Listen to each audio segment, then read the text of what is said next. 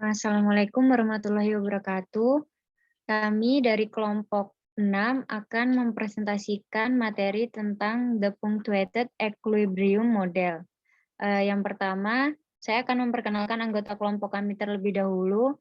Ada saya sendiri, Desri Tiara M dengan NIM 31409. Lalu ada Fadila Nur Alivia dengan NIM 31076.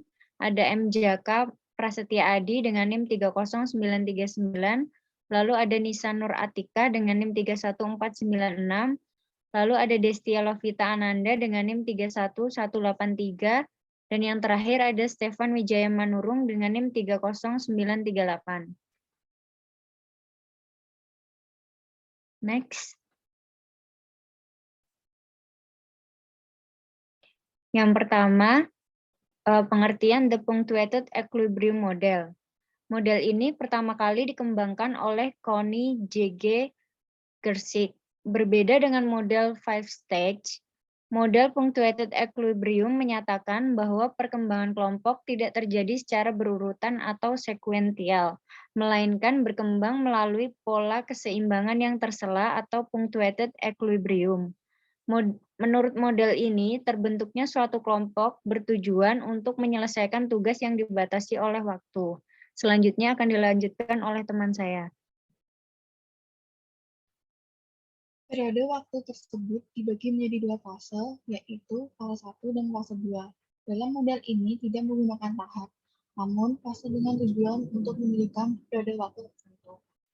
Di antara fase 1 dan fase 2, terdapat waktu sela atau punctuated yang merupakan masa transisi. The punctuated equilibrium model dapat digambarkan pada grafik di atas. Next. Fase-fase tersebut dapat dijelaskan sebagai berikut. Presentasi selanjutnya akan dijelaskan oleh teman saya.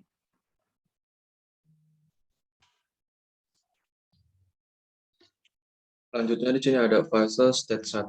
Fase 1 merupakan bagian awal dari masa tugas di mana anggota-anggota kelompok mulai mendefinisikan tugas-tugas yang akan dikerjakan.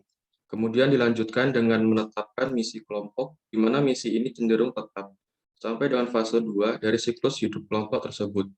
Pada fase 1 ini terjadi keseimbangan awal yang berjalan agak lambat. Namun, keseimbangan inilah yang membuat kelompok tetap bisa eksis. Dengan berjalannya waktu, sampai pada suatu saat tertentu, para anggota kelompok mulai menyadari ada sesuatu yang terjadi yang tidak pernah dipikirkan sebelumnya. Dengan kata lain, pada saat itu terjadi krisis yang memaksa mereka berubah cara menyelesaikan tugas jika ingin tugas-tugasnya selesai sesuai jadwal. Krisis tersebut sering disebut masa transisi.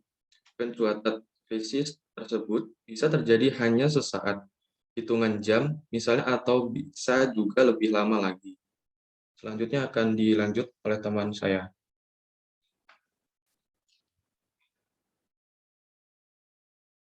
Selanjutnya, ada transisi. Sebuah transisi terjadi pada akhir fase pertama, yang terjadi tepat ketika tim telah menghabiskan setengah dari waktu yang ditentukan. Transisi memulai perubahan besar. Setelah waktu ini, tim sering mengalami pergeseran dalam pendekatan kerja mereka. Pendekatan ini memungkinkan anggota tim untuk mempelajari apa yang telah mereka lakukan dan membuat perubahan pada pendekatan kerja mereka saat ini. Poin ini adalah peluang kuat untuk mengubah arah kehidupan tim. Transisi ini harus digunakan dengan bijak, karena setelah poin ini selesai, tidak mungkin untuk melakukan perubahan pada tim lagi. Selanjutnya ada fase 2. Fase 2 merupakan fase di mana para anggota kelompok meninggalkan cara berpikir lama dan mengadopsi perspektif baru untuk membentuk keseimbangan baru. Terjadi perbedaan antara cara kerja fase kedua dengan fase pertama. Dalam cara kerja pada fase kedua, para anggota kelompok dihadapkan pada aktivitas-aktivitas menggunung yang harus segera diselesaikan. Presentasi selanjutnya akan dilanjutkan oleh teman saya. Di sini saya akan memberikan contoh punctuated equilibrium model. Salah satu contoh model punctuated equilibrium pada wedding organizer. Wedding organizer menjalankan fase 1 dengan waktu yang cukup singkat, yaitu mulai dari pukul 11 sampai dengan pukul 14. Pada pukul 12, wedding organizer mengalami krisis. Kondisi krisis tersebut terjadi karena MUA yang sudah ditentukan mengalami kecelakaan sehingga tidak dapat datang ke acara wedding sesuai ketentuan pengantin. Pengantin menentukan MUA datang paling lambat pukul 12, tetapi pada jam tersebut MUA tidak dapat memenuhi ketentuan tersebut. Pengantin mengharuskan wedding organizer membuat langkah-langkah strategis untuk mengatasi masalah tersebut dengan tenggat waktu selama 3 jam dan setiap jamnya memberikan laporan kepada pengantin.